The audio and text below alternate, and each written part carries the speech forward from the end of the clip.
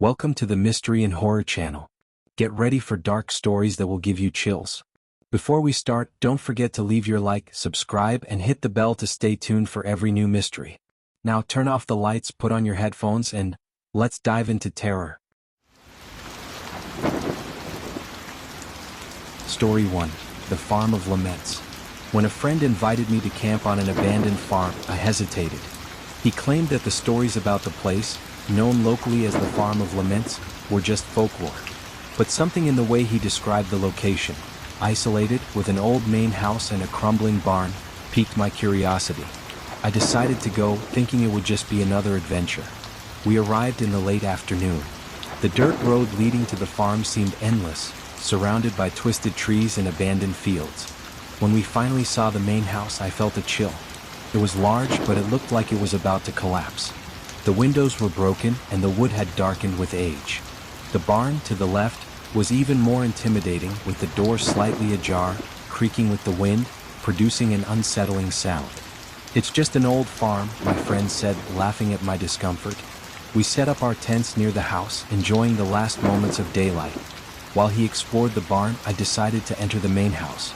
As soon as I stepped through the door, I felt the air grow heavier, as if something invisible was pressing down on me. The floor creaked beneath my feet, and the smell of rotting wood and dampness was suffocating. The main room had a stone fireplace and a rocking chair facing it. I don't know why, but that chair disturbed me. I carefully climbed the stairs, trying to avoid the weakest floorboards. I reached a small room with a rusty bed and a wardrobe. When I opened the wardrobe, I found something that didn't make sense. Children's clothes, neatly folded as if someone still took care of them. Time seemed to have stopped there. Before I could think further, I heard a sound coming from downstairs. It was the sound of the rocking chair moving. I descended slowly, my heart racing. When I reached the living room, the chair was gently rocking, but no one was there. The door was closed and the silence was absolute. I hurried out of the house, calling for my friend, but received no answer. I went to the barn, but it was empty, just filled with old, rusted tools hanging on the walls. My friend had disappeared. As I searched for him, I heard something that made my blood run cold. It was a child's laughter, coming from the orchard behind the house. I walked towards the sound, trying not to let my lantern shake. Among the trees, I saw a small figure like a child, but with its back turned. "Who's there?" I asked, my voice trembling. The figure slowly turned around. Its eyes were completely black, and a wide, abnormal smile twisted its face. I took a step back, and it vanished into the fog that now covered the orchard. Fear took over and I ran back to the tents. But when I arrived, I saw that they were destroyed. Our belongings were scattered as if something had passed through in a frenzy. That's when I heard footsteps behind me. I turned quickly and saw a tall shadow standing near the house. It had no face, but its presence was oppressive. I stood frozen, unable to move, until the shadow took a step toward me. My instincts finally kicked in, and I ran to the car, which was parked near the entrance of the farm. The engine wouldn't start, and the footsteps kept coming closer. I looked at the entrance to the farm and saw the shadow standing there, motionless but clearly watching me. With no other choice, I abandoned the car and started running down the dirt road.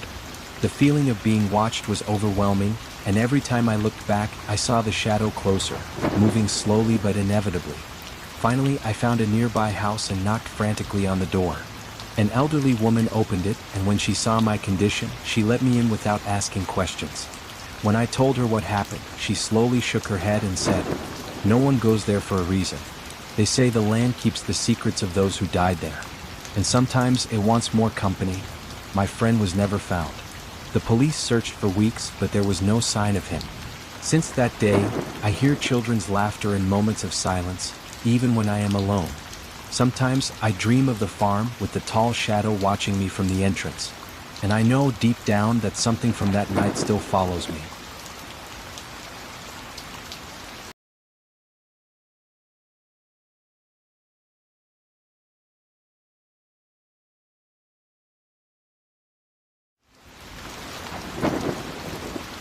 Story 2. The Barn of Whispers. I accepted a temporary job on a remote farm to escape the city and make some extra money. The farm, situated in the middle of an isolated valley, was run by an elderly man named Mr. Elias, who seemed tired of life. He told me they needed help cleaning the barn, a place he rarely visited. He didn't give many details, just handed me the keys and an old lantern. "Work during the day and never stay there at night," was all he said. I arrived at the barn late in the morning. It was an old structure with dark wooden planks and a door that creaked loudly when opened. Inside, the smell of old hay mixed with something metallic made me wrinkle my nose. The interior was spacious but full of old tools, stacked boxes, and cobwebs. As I cleaned, I noticed something strange: marks on the floor that looked like scratches. They formed disconnected lines that led to an area in the back of the barn, where there was a small, locked door. I spent most of the day cleaning and trying to ignore the feeling that I was being watched. The silence was unsettling, but as the sun began to set, I heard the first sound. It was low, like a whisper, coming from the locked door. I tried to ignore it, but the sound grew louder, as if someone was calling my name. I left my tools and approached the door. When I illuminated it with the lantern, I saw deep marks around the doorknob, as if something had tried to escape. For a moment, I thought I heard a child's voice from the other side, but I convinced myself it was the wind. I decided it was time to leave, but as I was packing up, the locked door shook. It was a quick movement, as if something had knocked from the other side. My heart raced. I grabbed the lantern and ran out, locking the barn behind me. When I returned to Mr. Elias's house, he looked at me with a serious expression. "You didn't open it, did you?" he asked. I shook my head, but he sighed as if he didn't believe me. That night I had trouble sleeping. I heard footsteps outside my bedroom window, and for a moment, I thought I saw a tall shadow slowly moving across the field toward the barn. The next day, I returned to work, determined to finish the job as quickly as possible. But when I entered the barn, I realized something was wrong. The boxes I had organized were scattered, as if someone had been through them. The marks on the floor were deeper, and the locked door looked like it had been forced open. When I tried to ignore it and continue cleaning, I heard the whispers again, now louder. My body froze. The voice was clear but inhuman, repeating something I couldn't understand. The locked door began to sway, and the sound of nails scraping against the wood echoed through the barn. I grabbed my things and ran outside, but before I left, I heard a low, guttural sound, like a growl coming from within. I went back to Mr. Elias's house and told him what had happened. He listened in silence, and when I finished, he said, "What's inside doesn't want to be disturbed. That's why no one works at night." I asked him what he meant, but he refused to explain. I decided I wouldn't return to the barn, but that night I was woken by a sound from outside. It was the creaking of the barn door, which seemed to be opening. I got up and looked out the window. The door was wide open, and a shadow was slowly moving out. It was tall, with disproportionately long arms, and seemed to float instead of walk. When I tried to scream, my voice failed. The shadow turned toward the house, and for a moment, I felt like it saw me. The next morning, I packed my things and left the farm without looking back. A few weeks later, I heard that Mr. Elias had disappeared. When they asked about him in the village, a neighbor said that, during the night, he had heard screams coming from the barn. Since then, I hear whispers in moments of silence, and sometimes I feel like something is behind me even when I'm alone. I know I should have never gone into that barn, and deep down, I fear that whatever was inside is still looking for me.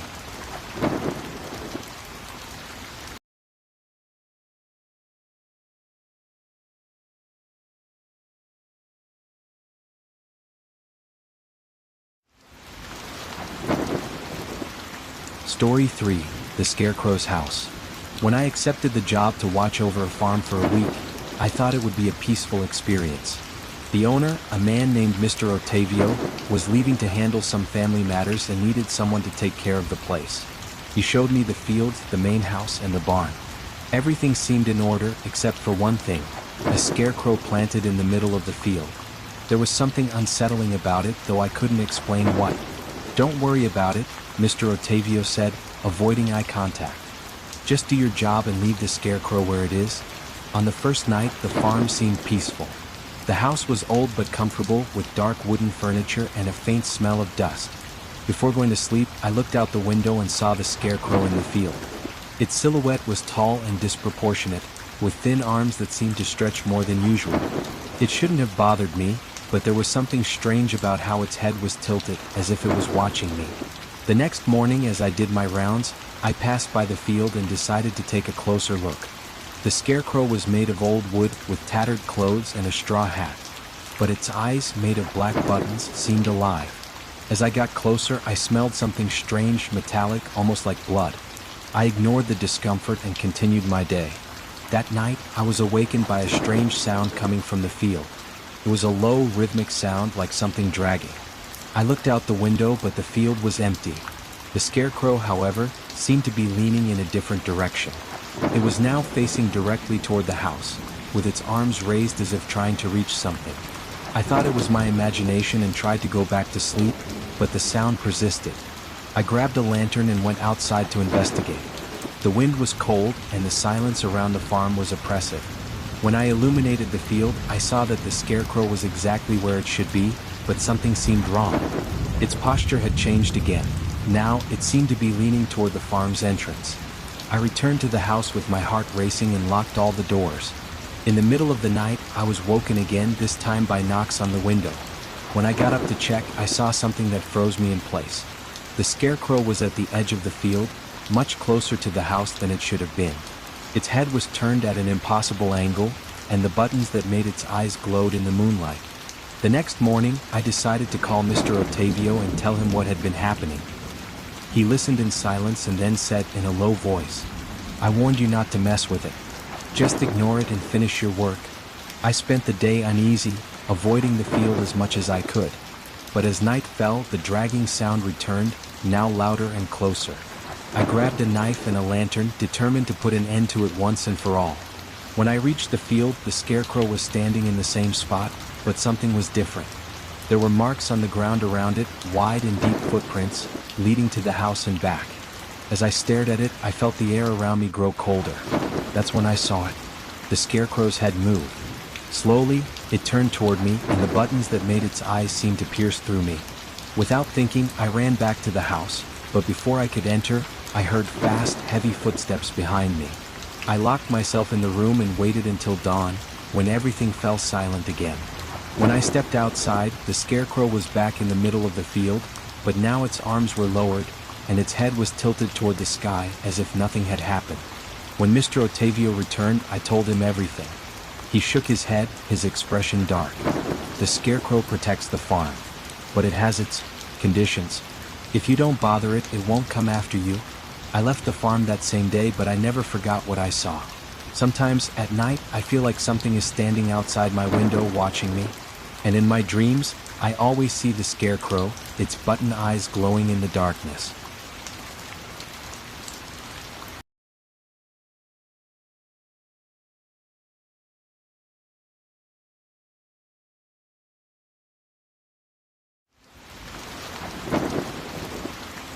Story 4. The Farm of the Dark Mother. My grandmother always told me never to go to the Farm of the Dark Mother, an abandoned piece of land in the region. According to her, the farm had once belonged to a woman named Donna Marta, who became known as the Dark Mother because of the legends that circulated about her. They said she performed strange rituals in the barn, and that after her death, something remained trapped there. I always thought these were just stories to scare children, but years later, curiosity got the better of me. With some friends, I decided to explore the farm on a cloudy afternoon. The road was long, surrounded by dry fields and dead trees. When we finally saw the main house, my stomach churned. It was a large wooden building with broken windows and a roof collapsing in some areas. The barn, to the side, seemed sturdier, but there was something wrong with it, as if the structure itself emanated a presence. We entered the main house first. The interior was covered in dust and smelled of rot. The furniture was overturned and the floor creaked with every step. While we were exploring, we found an old portrait hanging on the wall. It was of a woman in a black dress with a serious face. Her eyes seemed to follow us wherever we went. "This must be the Dark Mother," one of my friends said, laughing to lighten the mood. Next to the portrait there was a small notice board. On it, there was a paper with handwritten words, almost illegible. "Do not enter the barn after sunset." We found it amusing, as if it were part of a local myth. But the warning stayed in my mind as we left the house and made our way to the barn. As soon as we reached the door, we felt the air change. It was colder there, and the silence was absolute. No sound of wind, birds, or even our breaths seemed normal. We forced the door open and entered. The inside of the barn was vast and dark, with beams of light entering through the cracks in the wood. There were remnants of old tools, a broken cart, and piles of hay scattered around. But what really caught our attention was the center of the barn. There, on the dirt floor, was a circle marked with strange symbols. Inside the circle, the ground seemed darker, almost black, as if it had been burned. As we stared, one of my friends laughed and stepped into the circle, pretending to perform an invocation. It was at that moment that everything changed. The air grew heavy and a sense of dread overwhelmed me. A low, guttural sound echoed through the barn, as if it was coming from the walls themselves. My friend, who was in the circle, turned pale and stopped moving. "What happened?" I asked, but he didn't answer. His eyes were fixed on the ground, and his body began to tremble. Then we saw it. A shadow began to form inside the circle. It was tall and had the shape of a woman, but the contours were wrong, as if she was dissolving and rebuilding at the same time. When her eyes appeared, two black holes that seemed to suck in the light, we all began to back away. The shadow moved quickly and the barn seemed to shake. The low sound now turned into a distorted scream, like voices overlapping in agony. My friend, still trapped in the circle, started screaming, but it wasn't his voice. It was something else, something that seemed to come from within him. We ran toward the door, but it was shut, even though we hadn't locked it. As we tried to open the door, the shadow advanced toward the circle. When I looked back, I saw my friend fall to his knees, his face contorted with fear.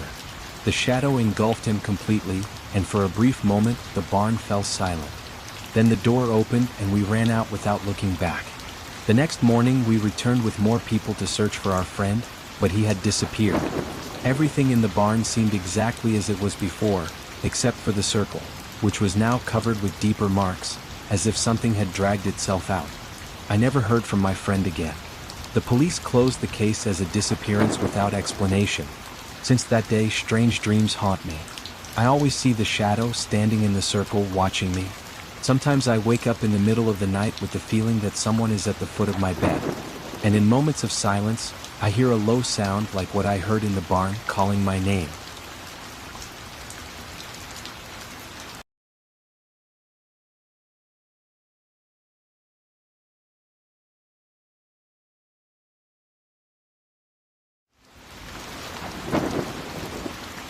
Story 5. The Fields of Shadows. I took a temporary job on a farm that needed help with the harvest. It seemed like an easy job. A few days working the fields, helping with storage, and earning some extra money. The farm was run by an elderly couple, Dona Cecilia and Seu Augusto, who greeted me with tired smiles and gave me a few simple instructions. However, before going to bed that night, Seu Augusto pulled me aside and said seriously, "After the sun sets, stay away from the fields. No matter what you hear or see." I thought the warning was strange, but I didn't question it. I figured it was just superstition or an irrational fear of some wild animal. However, that same night, I began to notice something was wrong. The house where I stayed was simple, with a small room and a porch that overlooked the fields. After dinner, I sat on the porch to watch the sunset. The cornfield stretched as far as the eye could see, swaying gently in the breeze. But as the darkness fell, something changed.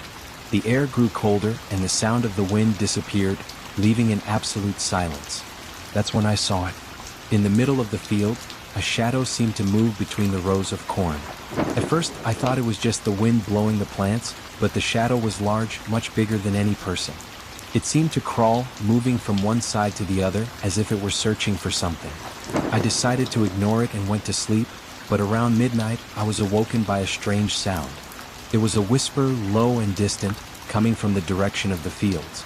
I got up, grabbed my lantern, and looked out the window. The field was covered with a thin mist, and the shadow I had seen before was now much closer. It seemed to be standing, looking directly at the house. I quickly closed the curtains, trying to convince myself I was imagining things.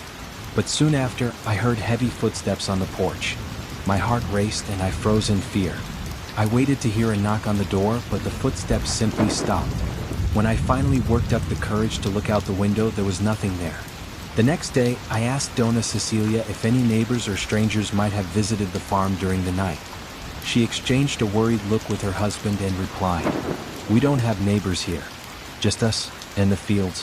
Her answer made me uneasy, but I didn't press the issue. I spent the day helping with the harvest, and in the afternoon I followed Seu Augusto to the storage shed where they kept the corn. On the way, he pointed to a section of the fields where the corn seemed darker, almost dry. This part of the land, it's not like the others. Nothing grows well there, but when it does, the corn rots quickly. Stay away from that side. I promised I would, but that night, the whispers returned. This time they were louder, almost like a lament. I grabbed my lantern and went outside to investigate, determined to figure out what was happening. The fog was thicker, and the field seemed much larger than during the day. The rows of corn seemed to close around me, and the sound of the whispers came from all directions. That's when I saw it. The shadow was in the middle of the field, standing still. It was tall, with a thin and disproportionate body. When I illuminated it with the lantern, I realized it had no face, just a dark void where the eyes and mouth should have been. Suddenly, it moved quickly and silently, disappearing between the plants. The sound of something scraping the ground began to echo, and I felt like I was being followed. I ran toward the house, but the path seemed endless. The sound of heavy footsteps followed me, and every time I looked back, I saw the shadow getting closer. When I finally reached the porch, I locked the door and leaned against it, trying to catch my breath. Then I heard a different sound. It was a slow, heavy knock coming from the window. I looked at the glass, and there it was. The shadow was standing still, but its contours seemed to vibrate slightly, as if it were trying to cross the barrier between us. Its presence was oppressive, almost suffocating. I closed my eyes and waited until the silence returned. The next morning, I told SEU Augusto everything. He listened in silence, and when I finished, he said, "I warned you not to go out at night. The fields have memories, and now you're part of it." I left the farm that same day, but since then, the whispers haven't left me. On full moon nights, I dream of the fields, and when I wake up, I feel like something is lurking outside my window, waiting.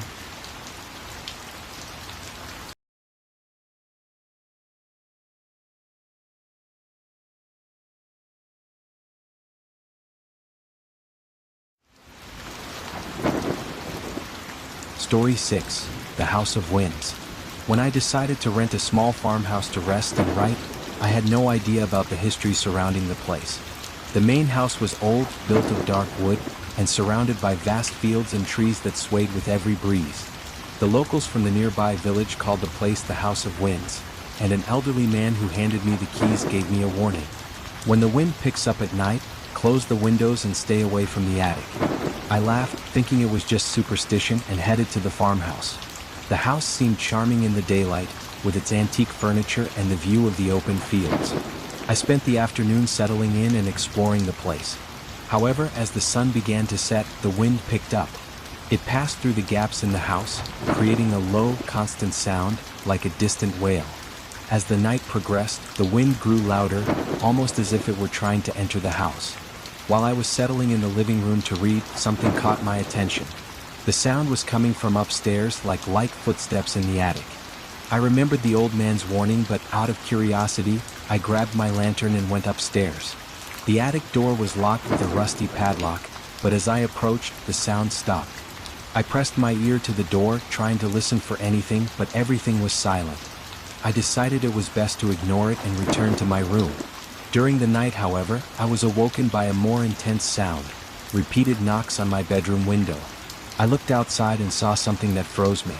In the field, a tall, thin figure stood motionless, with its arms hanging by its side. I couldn't make out its face, but it seemed to be watching me. I quickly shut the curtains and curled up in bed, trying to ignore the sound of the wind, which now seemed even more violent. The next morning, I went to check the field where I had seen the figure, but I found nothing, only flattened grass as if someone had passed through. During the day, the farm seemed normal, and I almost convinced myself that it was all just my imagination. However, that night, everything got worse. The wind started earlier and stronger, howling around the house like an angry animal. When the clock struck midnight, I heard the footsteps in the attic again. This time they were louder, as if someone was pacing back and forth. I grabbed the lantern and climbed the stairs, my hands trembling. The padlock was still on the door, but the sounds didn't stop. Then I felt an intense chill. Behind me, at the end of the hallway, I heard a low, guttural sound like breathing. I turned slowly and saw the same figure that had been in the field. Now, it was inside the house, standing at the end of the hallway, its body slightly leaning forward. It had no face, only a dense shadow where the eyes and mouth should be. I ran back to my room and locked the door. The sound of the wind now seemed to come from inside the house, echoing through the corridors and walls. For a moment, everything went silent. Then I heard the sound of something scraping at the attic door. It felt like something was trying to get out. I spent the rest of the night curled up in bed, too scared to leave. When the sun rose, the wind stopped, and everything became eerily calm. I decided I wouldn't spend another night there and began packing my things. Before leaving, I went to the village to return the keys and told the old man what had happened. He listened in silence, and when I finished, he said, "That house was abandoned for a reason. They say the wind carries the voices of those who never left. Since then, I hear the sound of the wind differently. Sometimes, it feels closer, almost like a whisper in my ear. And on stormy nights, I have nightmares about the attic as if something is still trying to get out."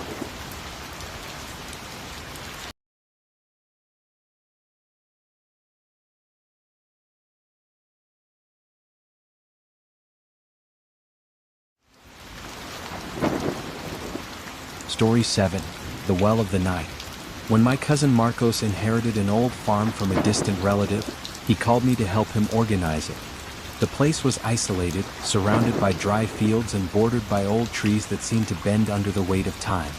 In the middle of the property, there was a well that Marcos briefly mentioned with a tone of discomfort. "They say no one should go near it at night," he commented. "It's just an old warning, but better to avoid it." We laughed off the idea.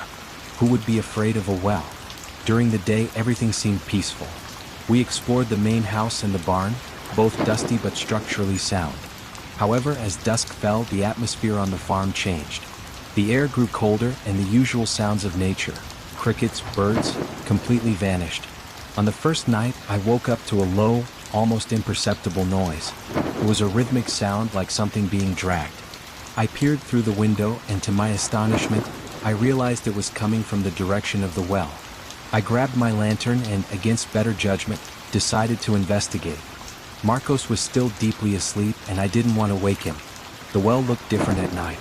Its structure, made of old stones, seemed to absorb the light from the lantern, turning it into a dark blotch in the middle of the field. The dragging sound continued but stopped as soon as I got closer. I leaned over to look into the well and saw nothing but darkness. But when I turned off the lantern, I noticed something even stranger. Glowing eyes reflected in the darkness, watching me. I ran back to the house, my heart racing. Marcos found me in the living room trying to control my panic. I told him what I had seen, but he seemed skeptical. "It's just your mind playing tricks," he said. "Maybe it was an animal." The next night, however, it was Marcos who heard the sounds. This time, there were voices whispering softly as if several people were talking inside the well. He woke me up with a look of fear and insisted we go check it together. Reluctantly, I followed him. As we got closer, the voices became clearer. They seemed to be calling our names, interspersed with low, distorted laughter.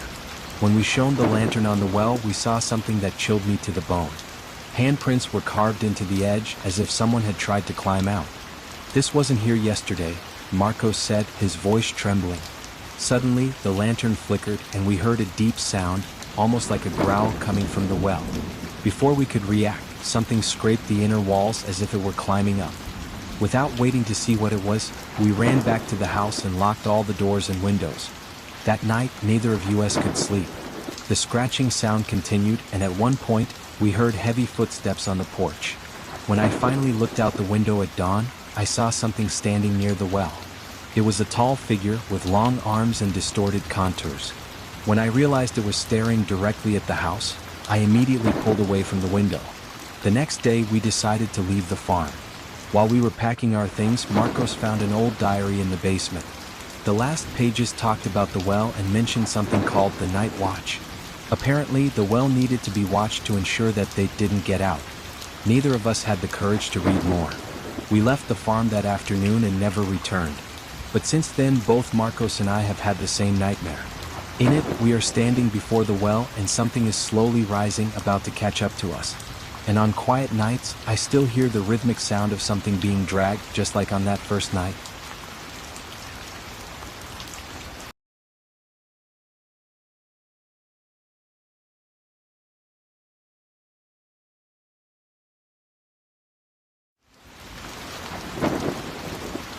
Story 8. The Farm of the Mirror. When my great-aunt passed away, we inherited her farm, a remote place that no one had visited for years. My sister Mariana and I decided to spend a weekend there to assess what was still in good condition. The main house was simple, but something about the atmosphere felt wrong. In the center of the living room, above a stone fireplace, there was a large oval mirror framed by dark wood, intricately carved with figures resembling faces. As soon as we entered, Mariana commented, "This mirror, it feels like it's looking at us." I laughed it off, but I admit I felt an inexplicable discomfort too. The glass was dusty, but its surface seemed to capture the light in a strange way, almost as if it was glowing from within. We spent the day exploring the place. The farm had dry fields, a collapsing barn, and an old well. Everything seemed abandoned for decades. When we returned to the house at dusk, the mirror looked different. Despite no direct light hitting it, its reflection was clearer than it should have been. That night, while we were trying to sleep, I was woken by a noise. It was a low sound, like light footsteps, coming from the living room. I thought it was Mariana walking around, but when I called out to her, I heard her voice from the bedroom, asking what was going on. I decided to investigate.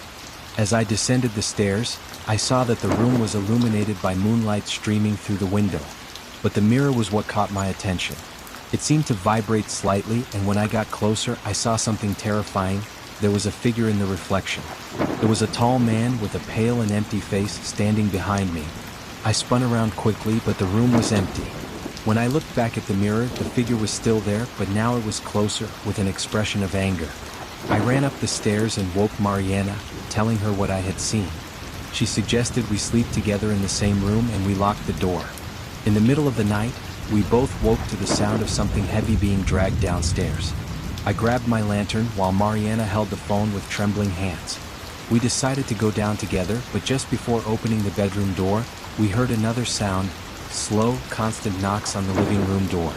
When we got downstairs, we saw that the mirror was now completely clean, as if someone had wiped it down. In the reflection, the room seemed different. The furniture was arranged, and the figure was sitting in a chair by the fireplace. It was staring directly at us. Then the sound of footsteps began again, but now it came from inside the house. The reflection of the figure in the mirror slowly stood up, its head tilting to the side as if it was studying us. Mariana screamed, and I ran to the mirror to cover it with a sheet. The house trembled slightly, and a low, guttural sound echoed through the walls, as if something was angry. We spent the rest of the night in the car, parked at the entrance of the farm, too scared to go back inside. The next day we decided to leave for good. Before leaving, I tried to cover the mirror more securely, but as I lifted the sheet, I realized that my reflection wasn't moving with me. It was staring at me with completely black eyes. We told some family members what had happened, but no one believed us. A few weeks later, we received a call from one of our cousins who had visited the farm. He said the mirror was broken, as if someone had punched the glass from the inside out. Since then, I've avoided mirrors. Sometimes at night, I see reflections that don't match my movements. And in moments of silence, I feel as though I'm being watched, even when I'm alone.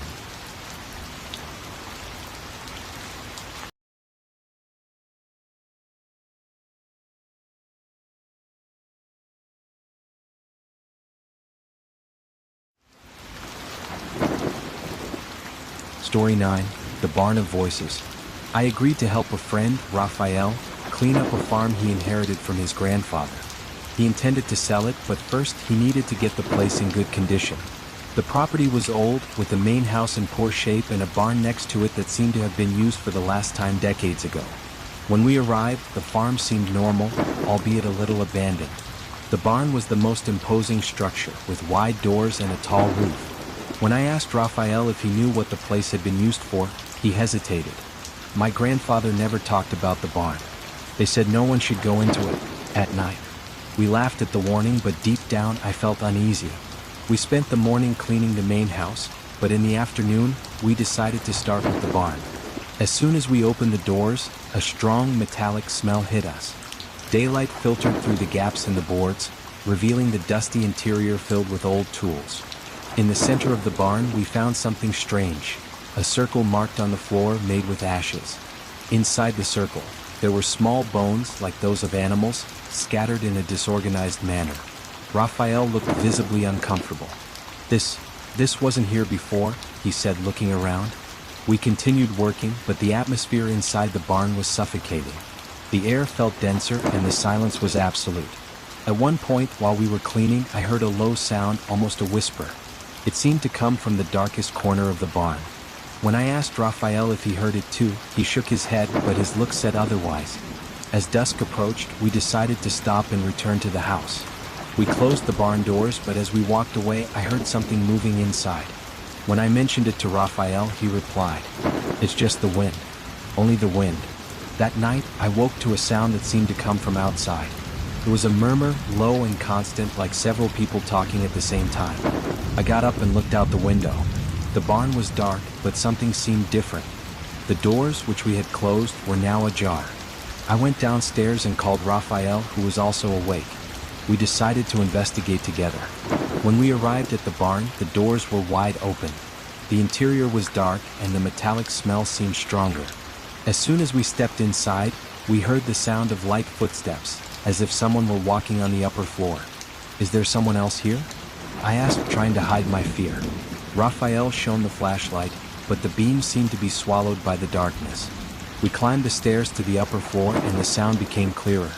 It seemed to come from all sides, as if the voices were surrounding us. That's when we saw it.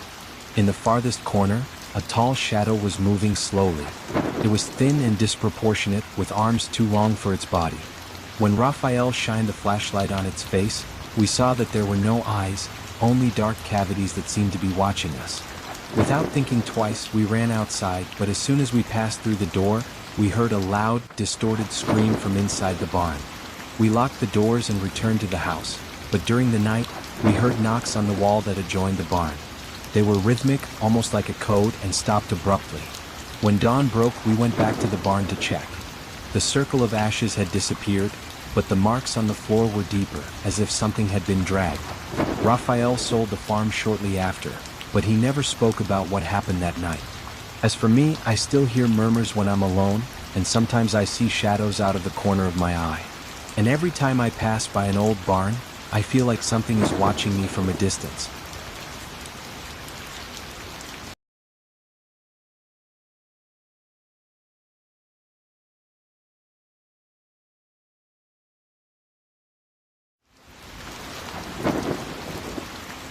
Story 10. The Locked Room. My grandmother always told stories about her childhood on a remote farm where she grew up. One of the most disturbing tales was about the locked room, a space on the upper floor that no one used.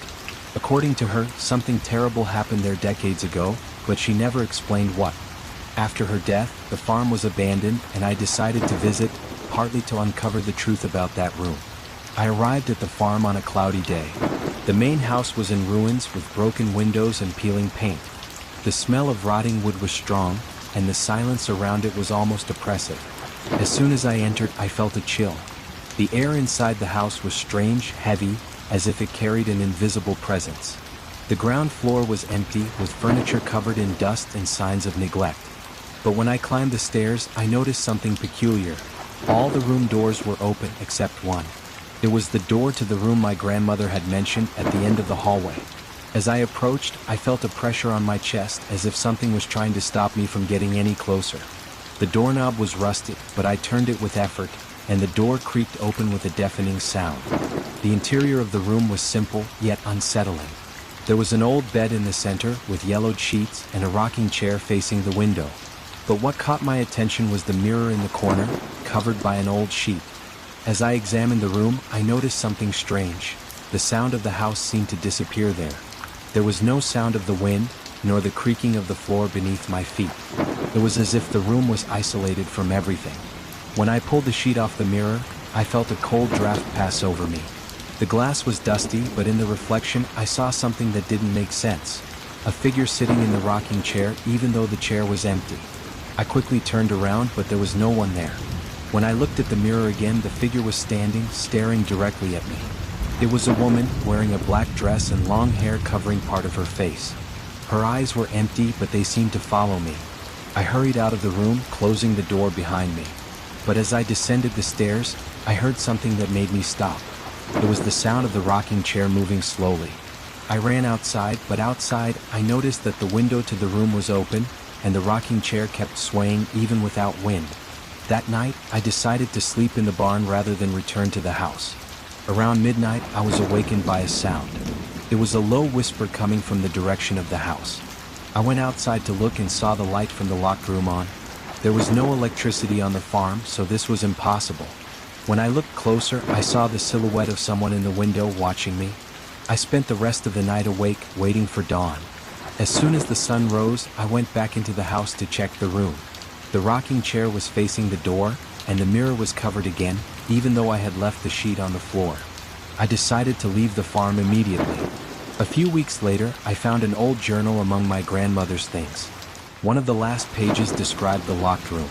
She mentioned that, as a child, she had heard voices coming from there, and that a woman, the former owner of the farm, had died violently in that room.